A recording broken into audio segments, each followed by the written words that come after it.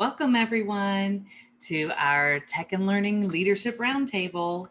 These events are part of a series of event offerings by Tech and Learning, and we spend this time together highlighting the work districts are doing that influence their entire region.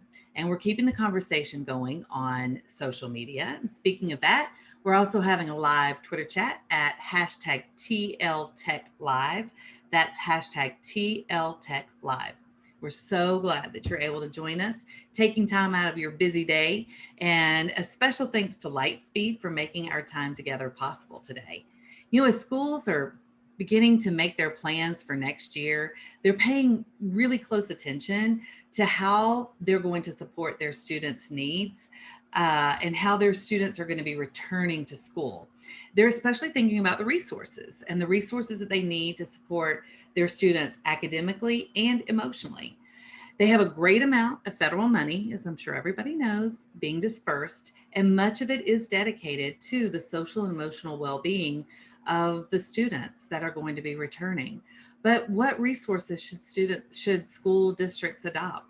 Where should they even get started when they think about social and emotional learning? And there's a high need to attend to this delicate side of learning, and we're so lucky to have with us today experts in social emotional learning, as well as an industry thought partner who cares deeply about the social and emotional aspect of school. We're joined today by Dr. Nick Yoder, Director of Strategic Initiatives with Harmony and Inspire at National University, Dr. Dawn Bridges, AASA SEL Cohort Program Lead and Senior Director of Education Partnerships for Right at School, and Michael Bogus, VP of Sales, Lightspeed Systems. And I'm excited to moderate this panel since I'm a member of the Harmony Inspire advisory team and a member of AASA. And these are two really incredible organizations dedicated to supporting districts with a wide variety of resources. So before we start our conversation, let me encourage our audience to post any questions they may have for our panel in the chat. You can see the chat hopefully at the bottom of your screen, and I'm going to do my best to monitor that chat. You can also use the Q&A box if you want to privately message one of the panelists with a question. And I'm going to also do my best to weave your questions into the conversation, and if time allows, we'll attempt to have another round of Q&A before we close our time together. But I can tell you the last several times we haven't had time for that because you guys have such a great conversation in chat. So keep that thing going. I'm really excited to see what's going to be going on over there. So let's get started with let's start our conversation with just a simple question to kind of level our understanding of social emotional learning. Just exactly what is social and emotional learning? And Nick, how about you giving us that definition, if you don't mind? Sure. Most people think this is a very simple answer. And first, thanks for the invite. And I'm excited to be here to chat with you all today about SEL and the return to school. But just to give you context, so when I was at the American Institutes for Research, we did an analysis of 14 fields of study to see how many actually talked about SEL. And there were that analysis of 14 fields, we found 136 frameworks of SEL. And within 50, we just did a deep analysis of 50 of them, we found 700 unique terms to talk about kids' social and emotional development. So it's not surprising that we all come with a very different definition of what we mean and think about social emotional learning.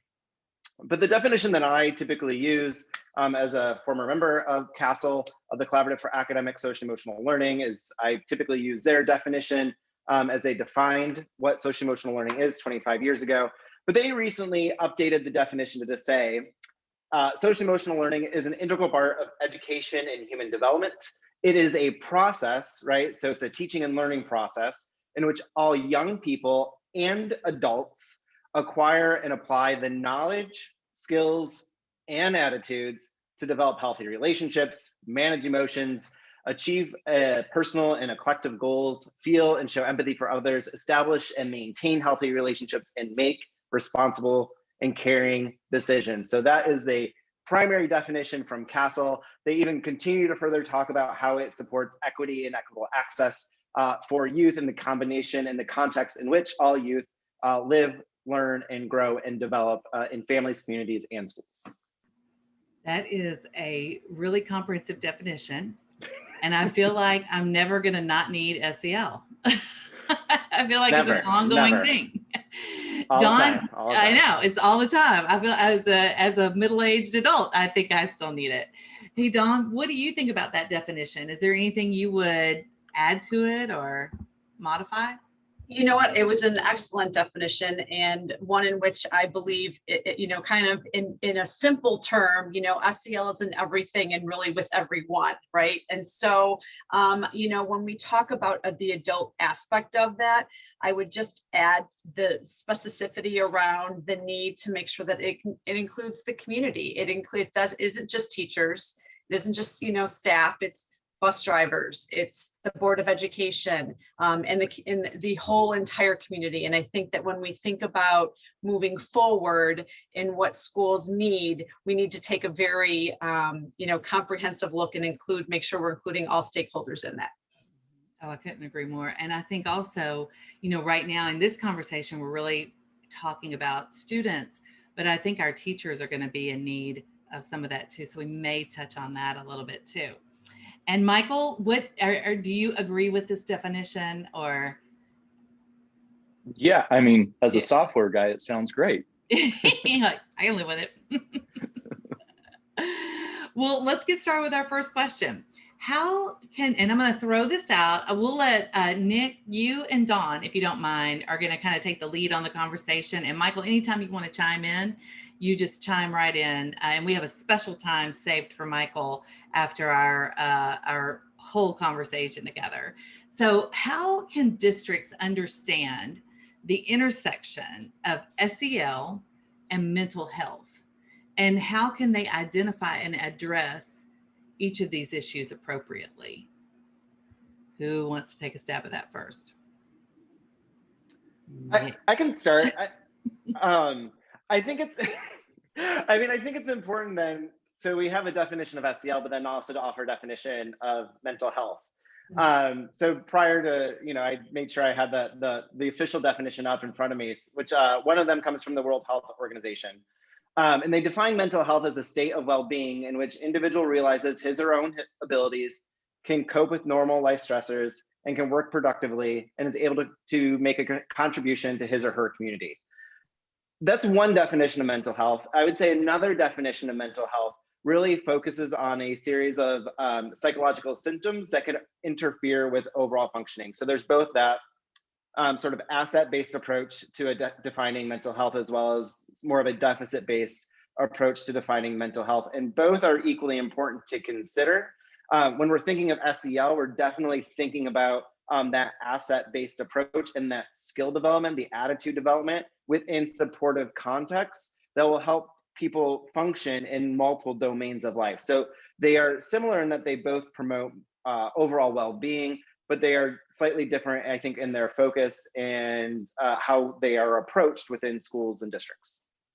And I would just add to that, I think it's important when we think about those two pieces that Nick shared, it's important to really kind of come to it of, the roles that everyone plays when we're thinking about school, right? The teacher role, how they're coming to the table, what their mental well-being is, as well as students, as well as their parents. And I think in particular, looking back even on the pandemic and how it's affected people, I think about the grief cycle, which goes very much into what Nick is speaking to, where when you can kind of reflect back upon, that grief cycle and going through it, it's not a linear thing. It can go up and down. You can go forwards and backwards through this whole process, because it is a process of where you may be today. You might be somewhere different tomorrow, but it's important to have that understanding as we move forward to be thinking about how those two intersect, and then how that plays out in a very intentional and scaled out way for social emotional learning in the classroom.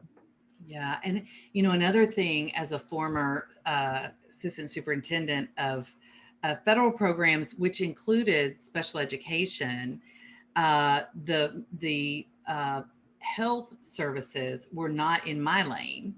SEL came into my lane some, but just kind of thinking from a leadership perspective, what your divisions are and who has ownership of each of these pieces in the district and how much coordination you're doing across district. I think is vital. And that leads to our next question, which is around leadership. So what does leadership need to be aware of when they're thinking about implementing SEL district-wide? Is district-wide too much? Do we need to think at the school level? Where does the superintendent start? So I think it's important. I'll start here on this one, if that's okay. Go for it.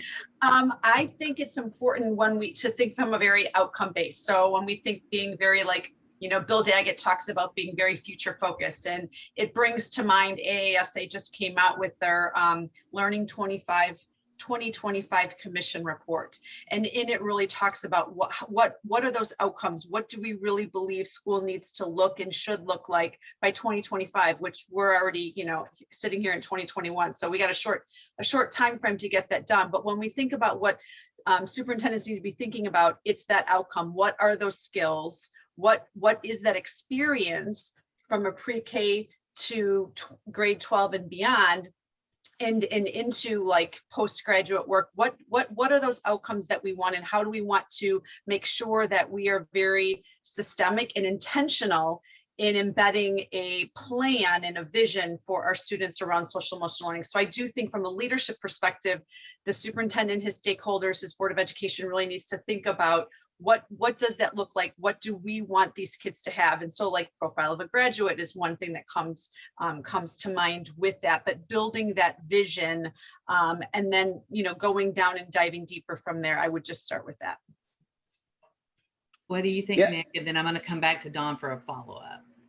Yeah, I mean, I definitely agree with all of that. And I think one of the, and it goes back to the initial question that you asked of the presentation, it's defining what SEL is and what are the different spaces that you will find SEL in. And the number of districts that I've seen implement social emotional learning are usually think of SEL as sort of like a pre-K, maybe up to grade 6 space. But then they actually move it over into the 21st century skills or portrait of a graduate. But then when you actually see and do an alignment between those two skills, between even CTE or whatnot, they're very similar. So it's also thinking about and defining what are those skills in that progression, as Dawn was mentioning, of skills, and how does that fit in those different spaces, and where can we lean into? And as you noted, Keisha, that sometimes people often might think of SEL as in that mental health space, but also recognizing we've seen, and when I was working at Castle, we noticed that the best implementation started when SEL was actually in a curriculum instruction office and really seeing those explicit connections with curriculum instruction, because you do need those skills as you engage in conversations with your peers, as you dive deep into text, as you do an analysis in a science experiment, right? You need a variety of social emotional skills in that. And so recognizing what is SEL, and then where does it fit in the multiple spaces that it does exist, and how can you ensure that it's coordinated front and center? Michael, what do you see as you kind of look out on the landscape? What are you seeing in districts for implementation? Well, I mean, maybe to back it up just a few, I think what we're seeing is that, social emotional learning, it also plays an important role in the mental health, right? I mean, there's no defined line, but there is certainly some crossovers. So, mitigating symptoms of mental health issues, that's very near and dear to our mission at Lightspeed. And, as a stakeholder in the educational community, I think we at Lightspeed it's very encouraging to see these types of conversations happening, right? That it isn't something that is awareness is being raised about, and just being able to have different, pieces of technology that can help identify some of these trends, because we're all using technology. The students are using this technology, and it's almost a good thing that they were forced to have devices, right? Because everything leaves a digital footprint these days. So it makes it easier for us to identify those types of trends on, more so on the mental health side. And a lot of times when we implement things, especially if it tends to be, I'm just going to call it top down, sometimes we don't think about all the layers, like Nick, you said, curriculum really should be driving a lot of this, but,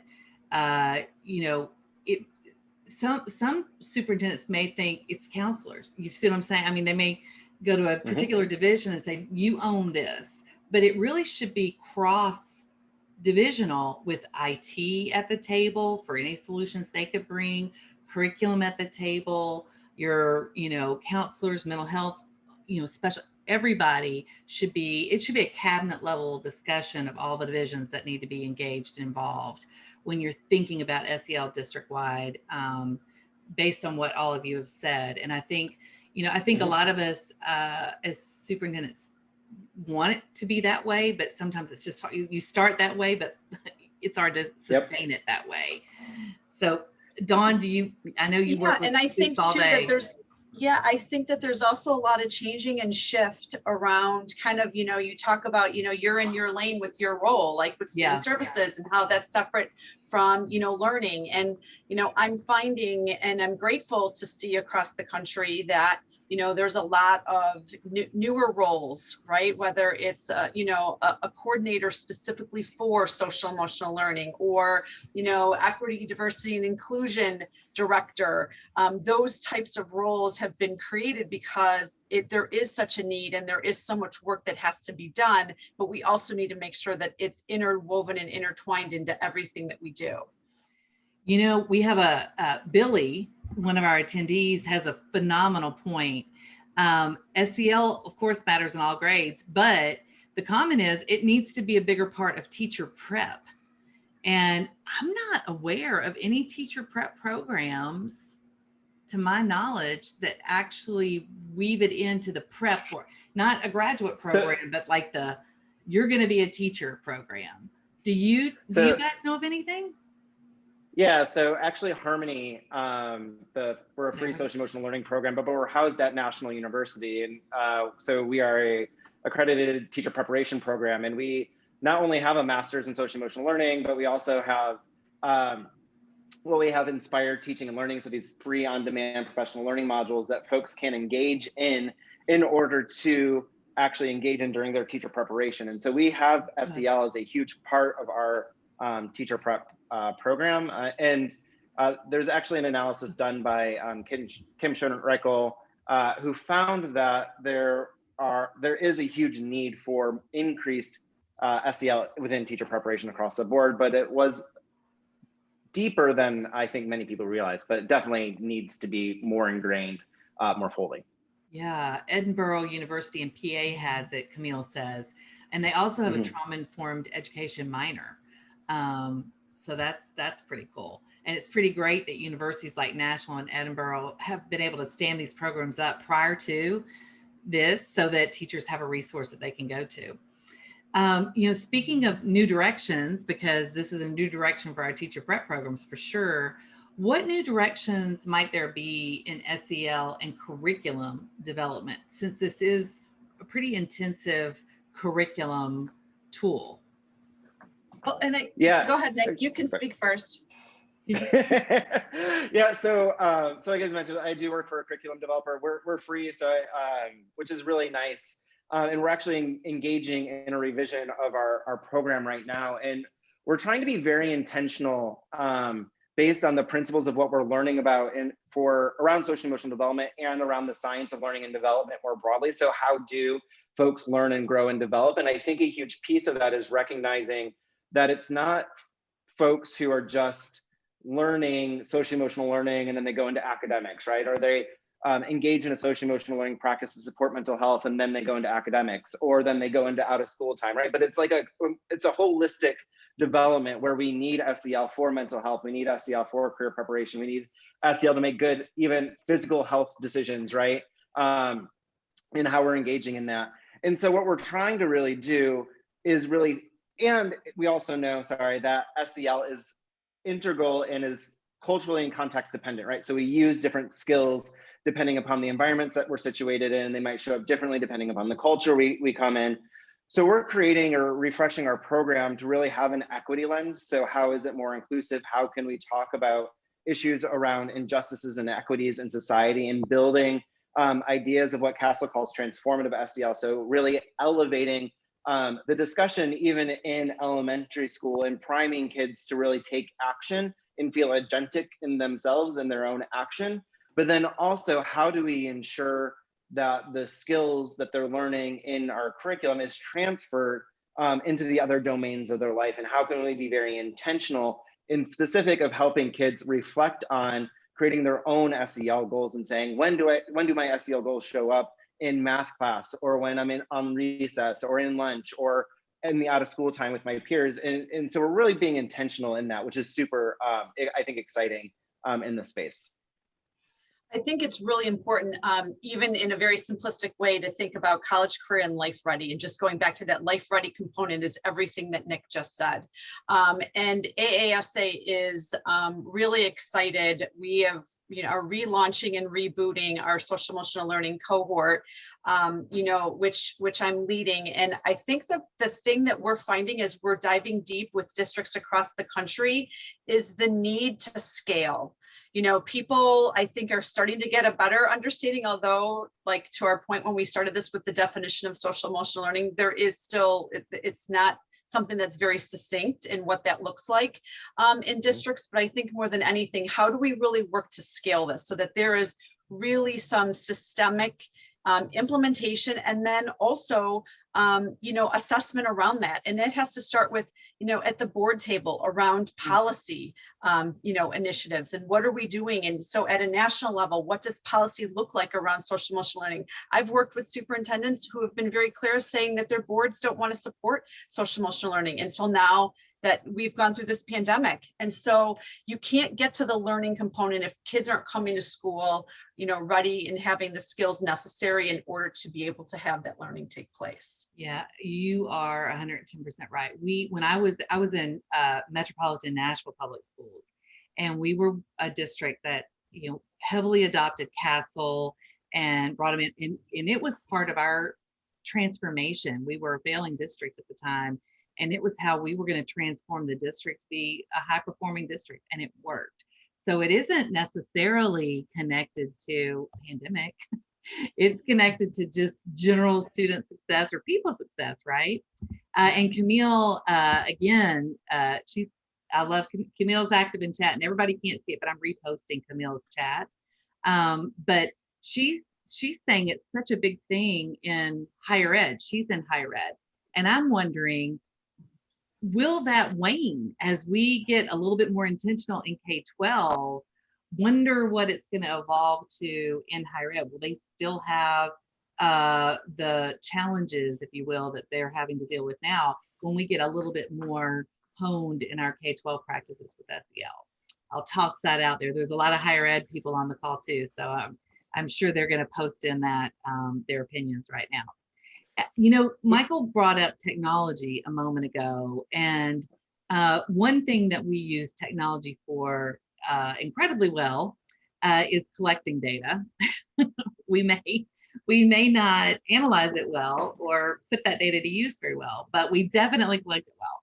And I'm wondering, how can districts use that data that are collected to ensure they're providing, back to what Nick was talking about with equity, the equitable, personalized SEL planning to support all student needs? And all is a big lift, especially in large urbans, right? But how can they strategically look at their data and then determine what the needs are for all students, and then make sure they can equitably support that? Yeah, that's a great question. And, there's a lot of different answers to it. I think first off, and most importantly, is that data, right? And how are you viewing it? Solutions like ours can show you who's not logging in, right? That's the equity kind of conversation. If you have these students that have devices and they don't have connectivity at home, you need reports of who's not actually using it, not who's using it and how they're using it. It's more important to see who's not using it, because that right there is your first warning sign, right, of what's going on. And then, just having the ability of tracking simple things like maybe it's Zoom usage, right? If we're talking pandemic time or distance learning, the student engagement of these applications that you're providing. that the educators are using in the classroom. That's very important to have that data and be able to display that. Absolutely. I think we're, to your point, Michael, I think that we're in a space now where I'm grateful to see so many leaders, asking the questions and using technology to ask questions like, do you feel that you belong?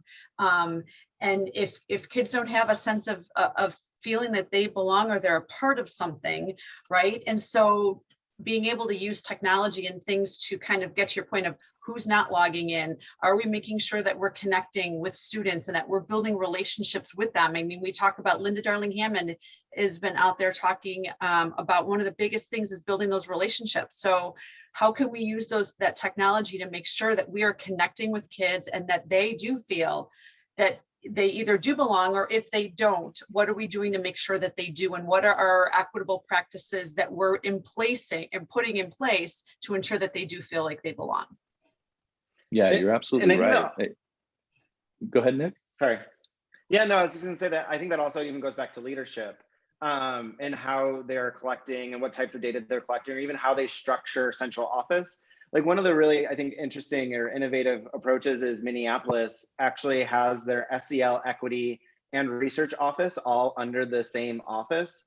And they actually have created this youth participatory evaluation. So they actually have high school students, and I'm not sure if it's middle school students, but definitely high school students who actually engage then in the collection and analysis and reflection back of what that data actually means to them to produce actual change within the system as a whole. So I think it's also, even as we think about data and innovative data ways and scale, as you were talking about, Dawn, and how we disaggregate data that you can, like you were talking about, Michael, like it's really important then, how do we engage the youth back, not only into the collection, but the analysis of it, and who gets to lead that work? So in Minneapolis, to kind of answer the first part of that question about equitable planning, having that part of the research office allows them to look at that data more objectively, I guess, and really kind of see who's getting what resources and where they're deployed. And, Michael, to your point of everybody now has, in many, many districts, a device. And that a lot of the conversation, I don't know if anybody's seen COSIN's recent report, it came out yesterday, but a lot of the conversations, equity has really kind of leaned into the device and access conversation. But I think here it's, does everyone have the support? And every school looks different. So does every school have the staff that can support and the resources that can support the students who are part of that school? And being able to use the data that you're suggesting, Michael, kind of helps you, especially because everybody has these devices. We can see things that we couldn't see before because we didn't have access to the data.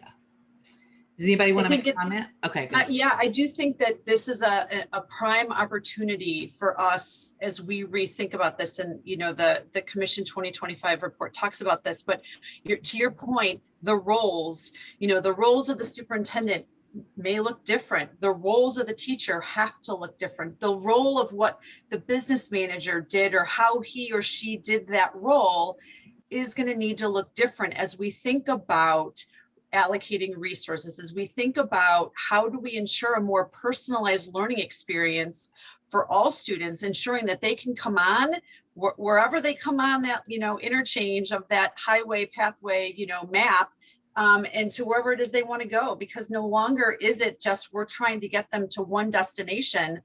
Every student is different and every student needs something different.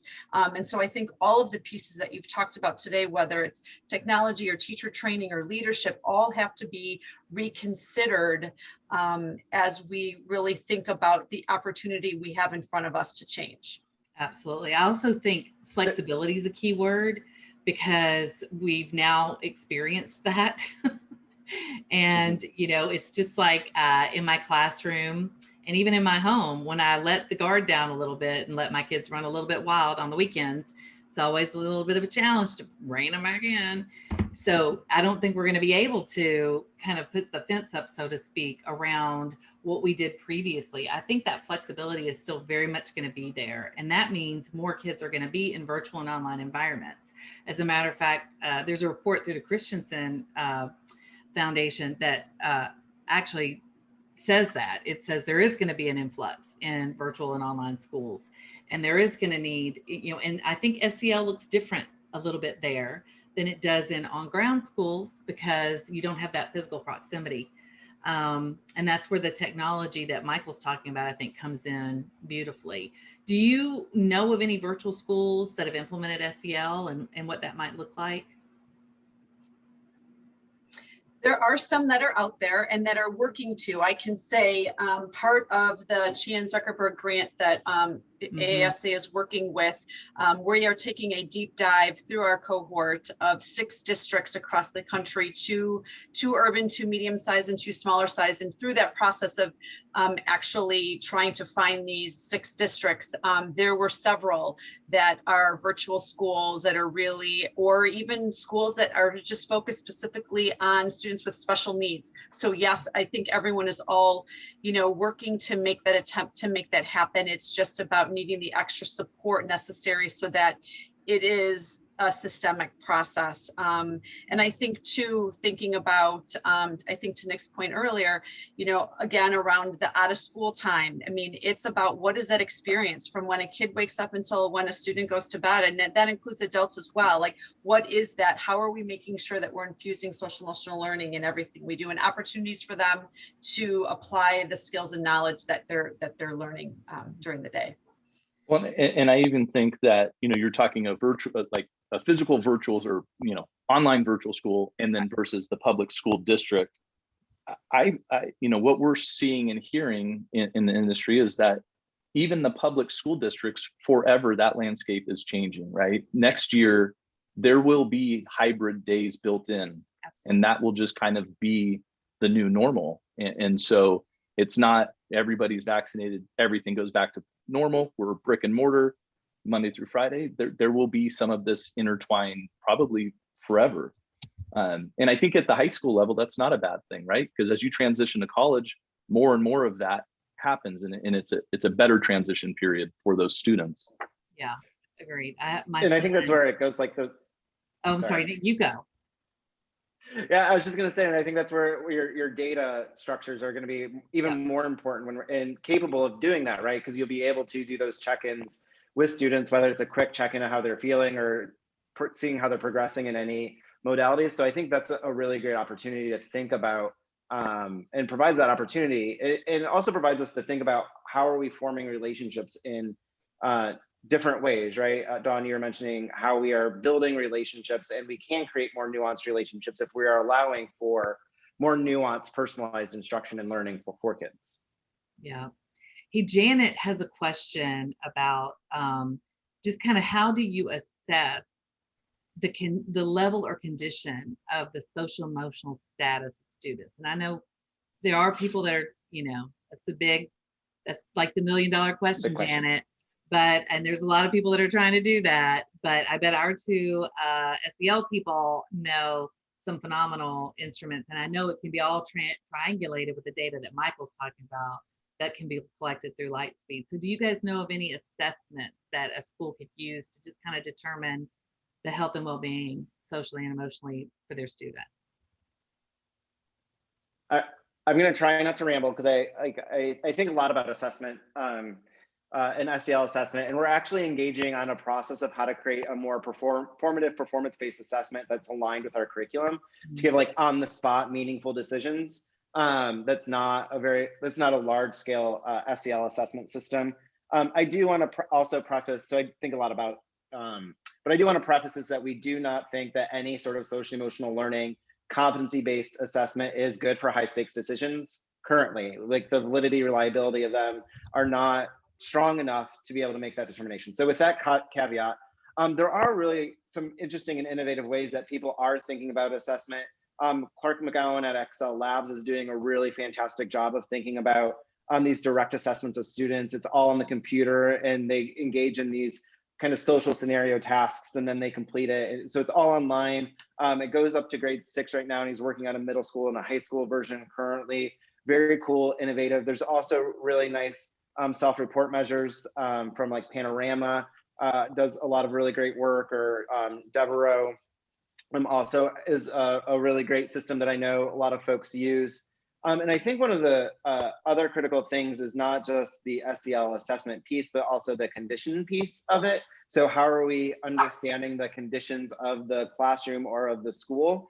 And there's a lot of surveys that are available that really help kids identify their perceptions of what is actually occurring in the climate overall, or even within their experiences of their youth, like the Conditions for Learning survey that AIR does, American Institutes for Research with Cleveland, asks about students' perceptions of their safety, asks about students' perceptions of the other kids' social emotional development, and then helps kind of all the way down to grade 2, and helps guide instructional decisions and decisions within the school at large. I would agree with I was wondering where Nick was going to go with this, and I would agree with everything you said. I mean, it's hard because, people philosophically have their own views. And I, also don't believe that, one thing is a one size fits all. And I think there's multiple measures. So the formative and summative are, kind of key in this, but I also feel that, we want to hear the student voice, where are they, how are they feeling? Not just necessarily something that somebody, has observed of them. I know HumanX has a lot that's out there. I think there's also a lot of work with districts who are, have identified through their curriculum maps, they've embedded social emotional learning skills and activities, and they have outcomes. And so what are those capstone skills at each grade level that we want to be identifying, and that we know that we can visibly see and have experienced with these individual students? I think gives that personal piece that's needed as we think about what that looks like and we scale it up. And Rose, speaking of kind of what it looks like, Rose Ward says that, and she's in New York, she says that, thinking about the whole wraparound services, especially when we think about the flexible learning, that hybrid, Michael, that you mentioned, virtual and online, that takes its own direction. It does, it's not the same as what we once had. We used to think community schools, wraparound services, having the health center on site, et cetera, ramping up your counselors, and that all is going to look different. Everybody's having to really reimagine what that will look like when we come back to a lot more flexible environment. Camille did put in there, Camille's my go-to, she put in there Quality Matters, and Quality Matters does have really great standards for K-12 and higher ed, both in online learning. So that's a great resource. I go to that regularly for online learning. And then Nick has put in some great sources, and I'm going to give you their websites, Nick's and Dawn's, so that you can have access to those. And of course, you can follow the conversation on Twitter. The hashtag is #TLTechLive. That's #TLTechLive. So next question. This is good. See, I told our panelist audience, I said, our audience is killer. They get involved. They have questions. You're not going to have to worry. And did I let you down? No, our audience is awesome. And our panelist is pretty great too. Now let's transition to teacher training. We've talked about teacher prep, but I think here the question is kind of how do you manage in school, in service training, and what do we need to do to integrate SEL into all aspects of the academic experience? We kind of touched on that earlier, but I'm going to tell you, as an old middle and high school teacher, if and I taught science, so God forbid you ask me to teach, English, reading, anything outside of my thing, I'm just like, no, I do physics and chemistry, and thank you very much. So how do you do that? How do you help teachers feel comfortable with this, especially when I'm going to call out middle and high school because it's kind of not our lane to be, we always think that's the elementary teacher's job or the counselor. But how do you do that? How do you help me feel comfortable integrating this into my curriculum? Well, I'll start, Nick, with just the effective practices around professional learning, and then you can dive into the specifics of kind of what you do. But I think it's important to add, the importance around, it can't be a shot in the arm. This has to be something that happens over time. Change takes 3 to 5 years. We need to be able to make sure that everything that we're doing and we're providing learning, we want to be able to model and doing with our teachers for professional learning, just as we want our teachers to be doing with our students. And so it's really important that we provide them with a session of learning. We offer them that opportunity for them to be able to apply the knowledge of what they've learned in their own classroom with supports. So with having your administrators and your coaches there to be able to provide that support, so that you become independent in what that looks like, and being able to show models of excellence. This is what it looks like when you're doing it well. And I know one of the comments that somebody made in the chat earlier was, what do you think about bringing in mindfulness activities? I think they're important. I think everything we do needs to have intentionality around it. And so part of what AASA offers through all the different programs are these opportunities for leaderships, for them to understand what are the effective practices around implementing whatever this is, social emotional learning or whatever your topic is. And Nick, you can then jump in with the specifics. How's that? Great. Yeah.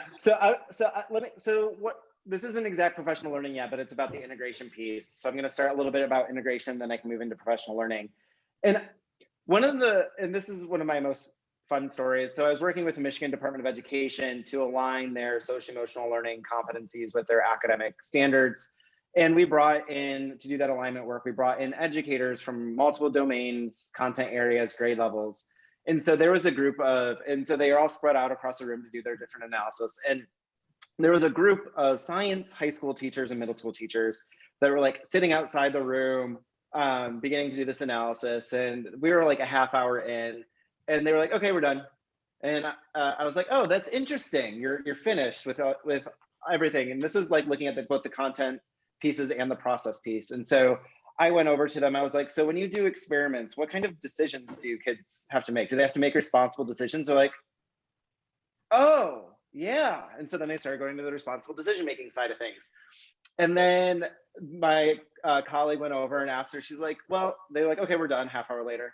Well, do they have to be aware of anything of like what they know? Like, could they get frustrated? Could they get excited? Could they have to figure out where to go to find the answers? And they're like, oh, yeah. And so they went in and started doing more alignment, right? And so then they ended up thinking they had like 3 pieces of alignment. And when they left, they had this like massive document that really showcased the alignment of the skills that you needed to engage in the scientific practices to really learn the scientific method and engage in science classrooms, right? And so, and we know that then to even go back to Linda Darling-Hammond's work and like the SOLD Alliance, the Science of Learning and Development, we know that the dichotomy between SEL and academics, or even just thinking about them as like 2 pieces that we need to put together, is an inaccurate assumption now, right? We know that they're intertwined. We know from neuroscience that I'm really bad with this. I'm obviously not a science person, but like our amygdala then influences the way that we process cognitive information, right? And so our emotional brain influences the way that we cognitively process. So to say that they're separate is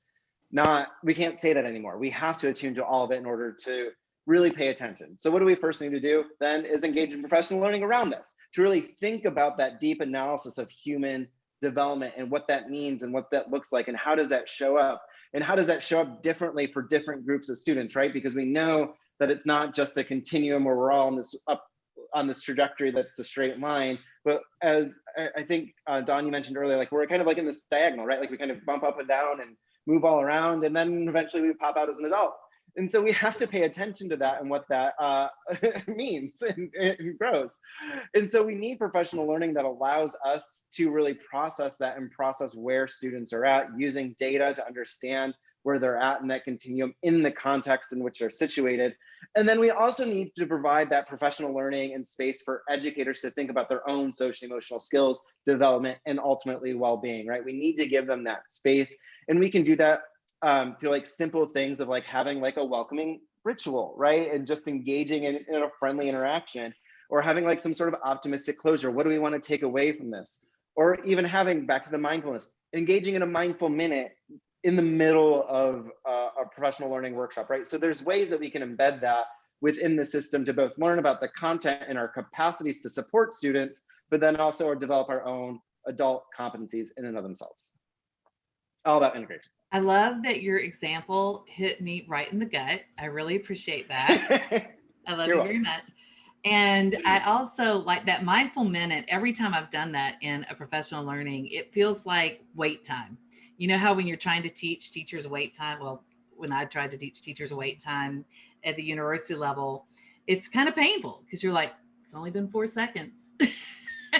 It feels a lot longer. And that's, to me, is how mindfulness feels when you incorporate it into a classroom. It's like a pregnant pause that always makes people uncomfortable. And you almost have to say, hey, it's okay.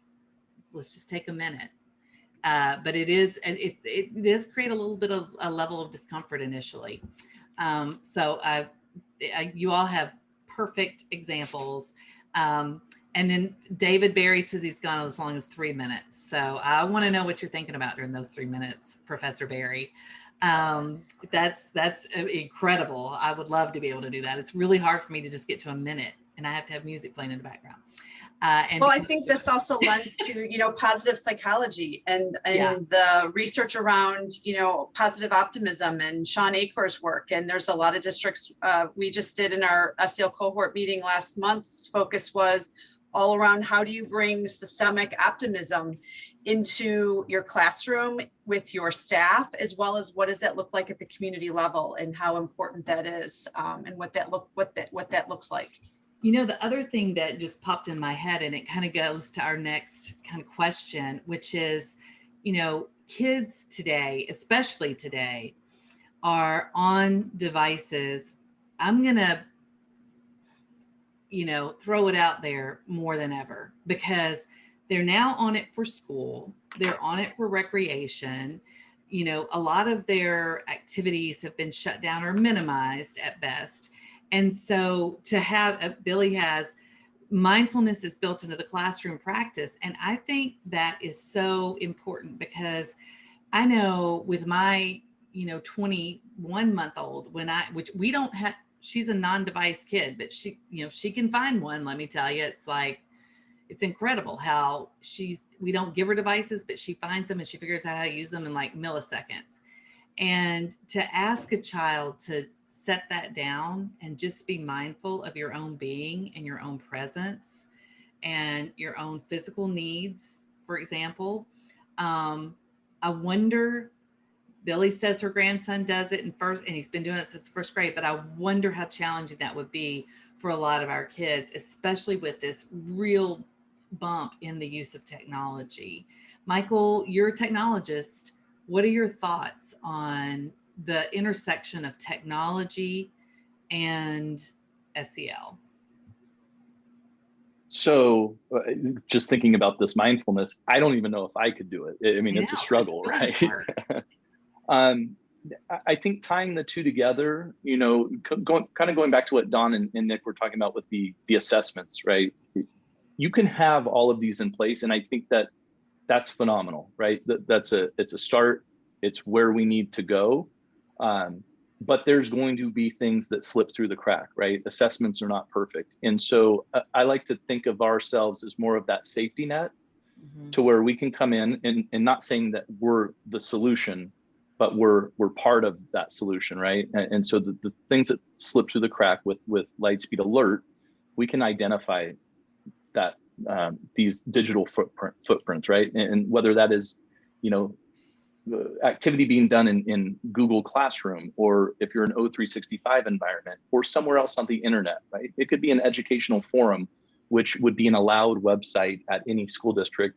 And that might be where a child chooses to express their feelings. And if those feelings translate to an incident, we want to capture that information and get it to the right people. And, a good kind of tool for school districts is to incorporate digital citizenship into their curriculum so that we can help kids understand how to interact with technology and how to use those kinds of tools. And I'm wondering, is there, can you think of, Nick, I think you mentioned a district a minute ago or state that has kind of done that connection between digital citizenship and SEL. Can you talk a little bit about that? You alluded to it a little bit earlier. Yeah. So the Wisconsin Department of Instruction has done some alignment work between their, and I don't know the deep analysis of it, I just know they started doing some of that work, connecting their digital citizenship standards and their social emotional learning standards, finding that, there's a high degree of overlap in terms of like, how are you managing yourself online, right? Self-management, like how are you navigating with peers and other people, right? Relationship skills, like what types of information are you showcasing or displaying about yourself? Again, self-management, right? So like what kinds of, or responsible decision-making, right? And so I think there's lots of ways that we can showcase a connection of these skills. And because the important thing to remember about SEL is that they seem very broad, and that's true, but they're domain specific, right? Like the way you manage yourself online is different than the way you manage yourself in person, versus the way that you right? Like the way I communicate in a webinar is different than how I would communicate if I was doing like a keynote, or like if we were actually together, right? And so all these things are different ways of skills. They're just applied in differently. And the goal then of SEL is to help kids think about the ways in which they can connect them, including the digital space. Yeah. And I think the digital space is that is kind of the challenging space, because we don't have a way always, we might if we have Lightspeed, to look in and see what is going on in that child's digital footprint and what they're doing or saying. And so they feel that they're in a very private space, and they feel like they can share freely, but some of the things that they're sharing may not be appropriate, and they may not know how to self-regulate that, because there's a lot of predators in that space too, that you don't necessarily see in a school or in a home or in a community widely, but they are widely in an online community. So yeah, and kind of like what we were talking about previous to the start of this, for those younger kids, there is useful sites out there. I mean, yeah. YouTube, almost every student uses YouTube in some way, shape, or form. The example I gave was Pinterest. If you're in a teen skills class, depending on your age level, there's good content, but all of these contain the ability to comment. And as we're encouraging and teaching digital citizenship, having the ability to remove those pieces so they can still access that content. It doesn't impede the learning process, but it takes that distraction away. As they get older and they progress and they mature, then we start adding those layers back in. And ideally, by the time they hit high school or graduate, they're, we can trust them. I mean, that's the idea, right? Yeah. I want to be able to also trust them to write a complete sentence without any kind of emoji or text symbol. Really looking forward to that again. So Michael, you have got some really cool things that you want to share with us. So I'm going to give you a second to get your presentation up. And is there any final comments from Nick or Dawn while Michael's getting his presentation up that you just want to share at large? I would just like to take an opportunity to say again, thank you for letting us at AASA participate in this. Consider joining the SEL cohort. Our May meeting this May, coming up on May 19th, is the focus is around SEL at the board table. Okay. And so how important it is to ensure, especially with a lot of school board elections that have just changed, and how important it is to make sure that we're implementing and bringing SEL to the board table. So we're partnering with NSBA and have some great superintendent panelists and board members who are going to participate. So if anyone's interested, it's on the AASA website. So we will look forward to welcoming anyone who'd like to come. So thank you. That's excellent. Thanks so much. Yep. Yeah, and thanks again, everyone, for engaging. This was a really fun conversation. If you want any free SEL resources, please go to Harmony SEL. We're free pre-K to grade 6 social emotional learning program. And then if you want some on-demand professional learning around SEL, go to Inspire Teaching and Learning. Again, 70 on-demand modules on SEL and good teaching practices, go for it, or more than welcome to contact me. So thanks so much. Okay, perfect. I put the URLs in the chat, but Nick and Dawn, if you want to put the specific URLs to those specific resources, that would be great too. Michael, tell us how Lightspeed is supporting, or show us, because you've kind of told us already, but show us how Lightspeed is supporting social emotional learning in districts today. Yeah, and so I don't want to put these slides up here to be scary or end this very positive conversation in like a Debbie Downer kind of way, but I think it is very important to see some of these statistics, right? Because in these polls, 93% of the parents shared that they do have concerns, and then as the pandemic progressed, 71% of those are even more concerned than ever, right? And I think that's very important to identify that and address that.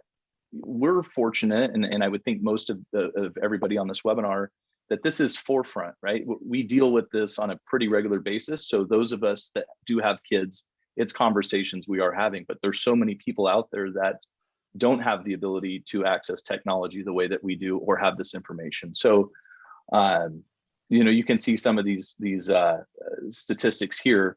And what that translates to on that device is students using it as an escape, or as where they're going to leave their message, right? That digital footprint of what's happening with themselves. And so with our solution, Lightspeed Alert, I mentioned earlier, whether it's in the Google ecosystem, whether it's in the Microsoft ecosystem, or whether it's out on the internet, we're going to identify those instances. We create a case.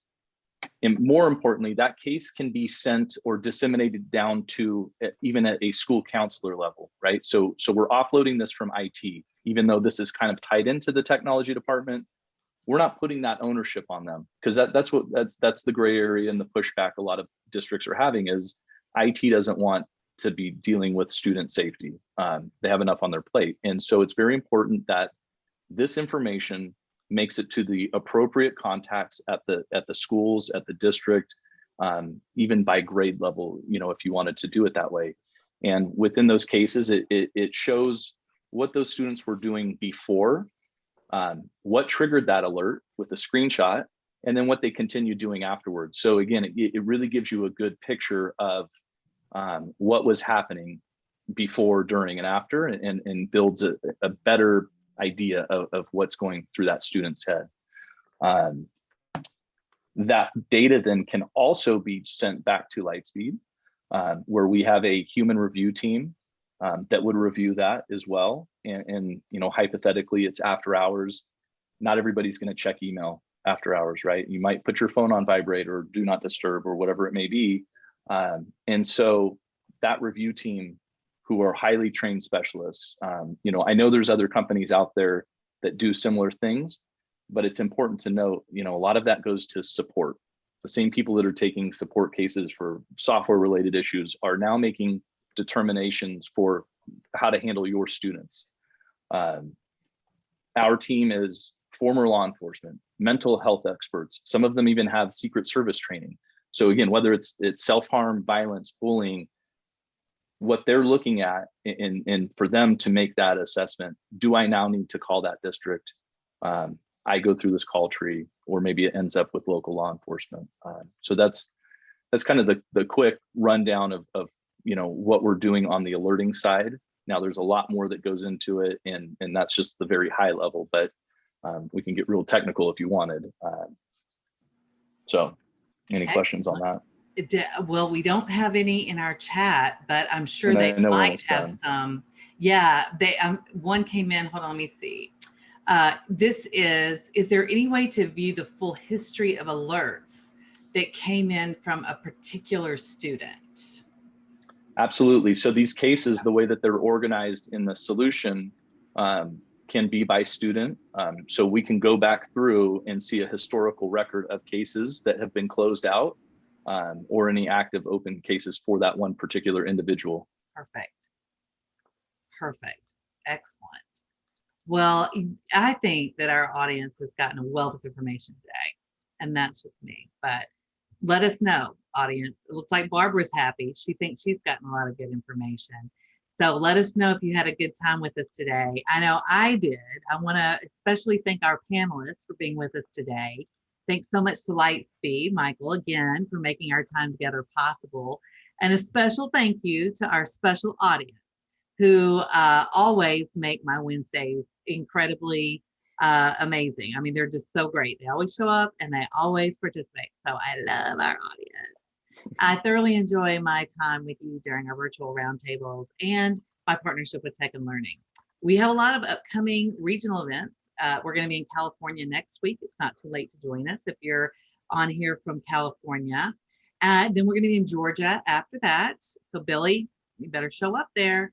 If you're a blended or online school, we would love to have you join us for an event we're putting on in South Carolina called PivotCon. For details about these events and more, check out the Tech and Learning website, and you can also check out the K20 Connect website, which is my website. Don't forget to check out harmonysel.org website, aasa.org website for more resources as well. It's always a pleasure to spend time with our amazing educational professionals around the country and world. I told the panelists earlier I was sad today couldn't be May 4th because I had some really great stuff I was going to share, but maybe in a few years we'll hit it on the 4th. I look forward to seeing you all at our next webinars and our upcoming in-person events. Be sure to look in your email for that Starbucks gift card.